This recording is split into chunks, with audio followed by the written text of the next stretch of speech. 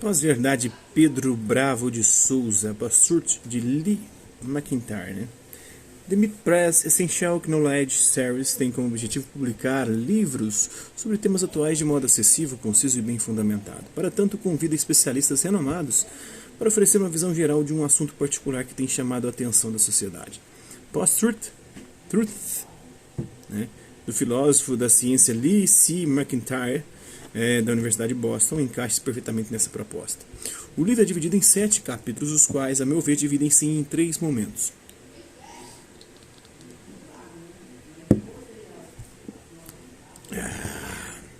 No primeiro momento, capítulo 1, o autor delimita de modo preciso o conceito de pós-verdade. No segundo momento, capítulos 2 a 6, McIntyre investiga os fatores que originaram. No terceiro e último momento, capítulo 6, ele sugere maneiras de combatê-la. Pressupondo a definição de pós-verdade dada pelo dicionário de Oxford em 2016, no contexto do Brexit e das eleições presidenciais dos Estados Unidos, circunstâncias nas quais os fatos objetivos são menos influentes na opinião pública do que as emoções e as crenças pessoais, o Jason Brennan fala muito sobre isso na Ética do Voto, contra a democracia, nas suas obras de modo geral, né? McIntyre defende que sua novidade não é tanto a contestação de que se pode conhecer a realidade, senão a contestação da existência da própria realidade. Com efeito, o cenário da pós-verdade é caracterizado pela atitude de que alguns fatos importam mais que outros. Os negacionistas climáticos prontamente aceitam o que confirma suas crenças, ao mesmo tempo que recusam qualquer outra evidência. Mais apropriado seria dizer, portanto, que a pós-verdade se refere antes à subordinação dos fatos às preferências pessoais do que propriamente à inexistência da verdade. Reconhecendo os seus perversos efeitos na sociedade como forma de supremacia ideológica, McIntyre argumenta que o primeiro passo para combatê-la é entender a sua origem. 5 são os fatores que, segundo o autor, conduziram-nos à pós-verdade. O negacionismo científico, o relativismo científico, em especial a partir da pós-modernidade, acredito eu. Eu não sei se ele fala isso no livro. Os viés cognitivos, sim, aí entra a questão dos viés, rápido e devagar, a obra do Daniel Kahneman. A derrocada da mídia tradicional, que perdeu força, né, no Brasil, a Globo, a grande mídia de forma geral, capítulo 4. O surgimento das mídias sociais e das fake news, né, o capítulo 5, e dos blogs do mundo subterrâneo da internet, né, no caso da esquerda, Conversa Fiada, Diário do Centro do Mundo, Pragmatismo Político. Da direita tem números também, em especial o Terça Livre, e a galera aí do YouTube, Ruschel, Kister, tem uma galera aí, né, propagadora de fake news, né? E o pós-modernismo, sim, vai falar do pós-modernismo no capítulo 6, né? Negacionismo científico é o rótulo dado a estratégias de negação da ciência colocadas em prática desde a década de 1950 nos Estados Unidos. Pode ser analisado a partir de 3 atitudes principais: recrutamento por parte da indústria de cientistas que promovam apenas resultados favoráveis a elas. Tem um filme Obrigado por Fumar, que fala sobre isso, né? Logo no começo do filme tem lá falando sobre um cientista, e o cientista dizendo: cara, diga-me o que eu tenho que defender, que eu defendo com a ciência, né? Ou mais ou menos o seguinte: fala o que você quer que eu defendo, que eu defendo cientificamente. E vai defendendo ali que fumar faz bem para a saúde, né? Então, pode ser analisado a partir de 3 atitudes principais, né? Eu falei sobre a difamação tanto dos cientistas que produzem resultados desfavoráveis a determinada, aí tem os ataques ad hominem, né, a determinada indústria, quanto de suas pesquisas, e baseando-se no caráter falível da ciência, pressão para que jornais e políticos difundam a ideia segundo a qual determinado resultado científico não é certo, e que então há pelo menos 2 lados com igual peso sobre determinado tema. Essas estratégias foram utilizadas para a indústria do tabaco, o filme, né, Obrigado por Fumar, e de forma exemplar a negação do aquecimento global antropogênico. Inclusive, ambas essas teorias são defendidas pelo Olavo de Carvalho, né? É o grande propagador aí das fake news no Brasil. Utilizações com bibliografia, McIntyre faz uma revisão neste capítulo. Para ele, e de todo modo, a pós-verdade é uma consequência inevitável da negação de resultados científicos robustos. Nem todo fator que possibilitou a pós-verdade é, porém, recente. Segundo McIntyre, os viés cognitivos, padrão de distorção de juízos presentes nos seres humanos, também a facilitaram. Apoiando-se na revisão dos principais resultados sobre a temática da psicologia cognitiva, McIntyre comenta como alguns viés favorecem a atitude de acatar apenas o que favorece preferências pessoais.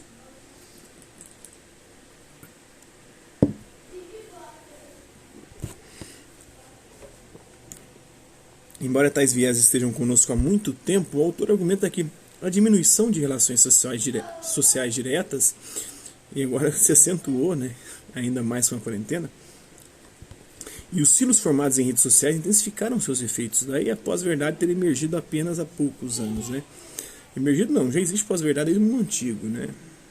Desde o mundo antigo tinha os evangelhos apócrifos, né, os escritos posteriores que eram... eu vi, não sei se foi essa semana, se foi semana passada, um texto de Constantino, que só no início da modernidade, com o Renascimento, com o estudo do latim, eles concluíram que o texto, na verdade, não era de Constantino, que ele tinha doado as terras da Europa para a igreja. A igreja argumentava que o Império Romano tinha doado as terras para ela. E tinha um documento de Constantino, mas o documento era de um latim do século IX, X, XI, com termos do latim que não existia na época do Constantino, no século IV. Então, aí o cara detona a igreja, porque a igreja era a maior proprietária de terras durante a Idade Média, né? Então, isso aí, cara, já existe há muito tempo. Antigamente era mais difícil de identificar. Tinha textos atribuídos, né, como eu disse, os evangelhos apócrifos, os escritos do Antigo Testamento apócrifos, os escritos do Novo Testamento apócrifos. Isso aí tem demais. O pseudo-areopagita, né? Embora tais viés poucos anos, né? Os próximos dois fatores que permitiram o desenvolvimento da pós-verdade estão relacionados ao papel da mídia. Resumidamente, a perda de confiança na mídia tradicional, provocada, entre outros fatores, pelo surgimento da cobertura partidária de notícias e canais de cobertura jornalística 24 horas por dia. Isso aí intensificou, né? Globalizou o bagulho. Favoreceu a ideia de que as grandes empresas midiáticas são todas enviesadas. E são, né? E então são facilmente vistas como inimigas ao publicar o que quer que seja contrário à preferência de alguém. O bolsonarismo fez muito isso, a esquerda fez muito isso na época do PT, com Lula e Dilma principalmente. Ao mesmo tempo, com o surgimento das mídias sociais, promoveu-se a polarização de conteúdos e a grande dificuldade de discriminar uma notícia verdadeira de uma deliberadamente falsa fake news, né? De acordo com McIntyre, as fake news, embora relacionadas com a pós-verdade, não se identificam com ela. Ademais, cabe dizer que o autor endossa a tese segundo a qual as fake news teriam surgido com a própria criação da imprensa de Gutenberg em 1439. Isso já é muito mais antigo também, assim como a pós-verdade, viu? Você está muito fraco nessas análises suas históricas, dando exemplos históricos disso. O último elemento a originar a pós-verdade é essencialmente relevante para a comunidade filosófica, o pós-modernismo. Reconhecendo que uma definição precisa do movimento é difícil, McIntyre delimita a partir de duas teses centrais. Não há verdade objetiva, segundo o pós-modernismo. Qualquer declaração de verdade é meramente reflexo da agenda política do seu enunciador. Embora reconheça não haver políticos exemplares da pós-modernidade, citando explicitamente algum autor pós-moderno, McIntyre fornece três evidências de que tal movimento auxiliou em seu desenvolvimento. Para mim, eu não tenho dúvida nenhuma disso.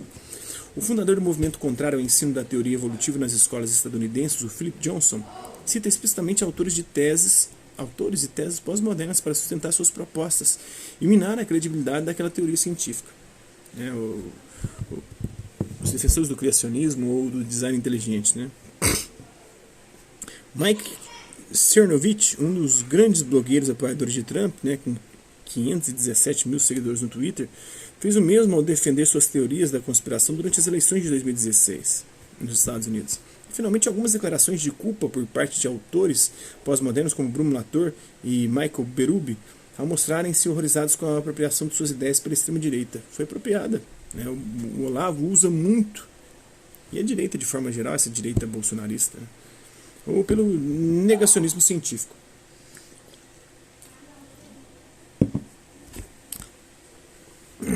McIntyre afirma que o pós-modernismo foi longe demais em sua crítica à noção de verdade E que essa situação toda indica como ideias filosóficas não são inócuas, né?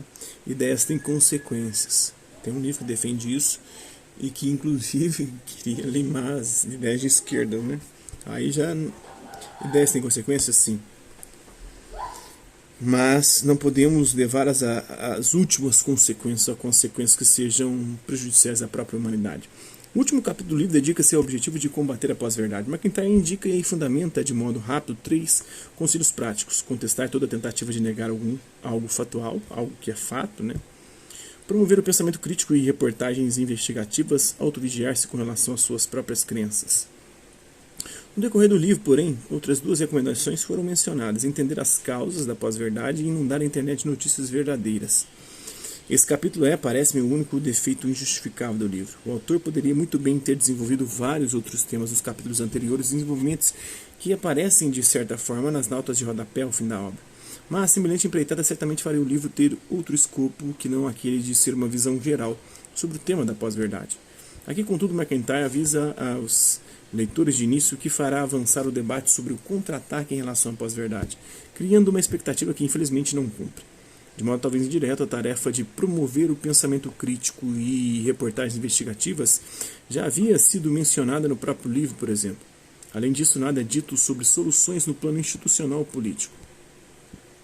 Não obstante o caráter inexpressivo do último capítulo, o livro aqui em análise não tem de modo nenhum seu mérito reduzido. Efetivamente, a proposta de oferecer uma introdução à temática da pós-verdade é satisfeita, tocando em temas centrais a ela relacionadas: negacionismo científico, viés cognitivos, mídia tradicional e digital, fake news, pós-modernismo, entre outros. Por esse motivo, o livro certamente agradará aos leitores interessados em compreender um dos fenômenos marcantes de nossa época, independentemente de suas respectivas formações. Essa obra aí, esse texto, né, esse artigo do Pedro Bravo de Souza, né, o autor comenta os seguintes viés cognitivos, né: dissonância cognitiva, conformidade social, viés de confirmação, raciocínio motivado, efeito tiro pela culatra, né, o backfire effect, e o efeito Dunning-Kruger. Então é isso, espero que vocês tenham gostado do vídeo. Hasta la vista, até a próxima.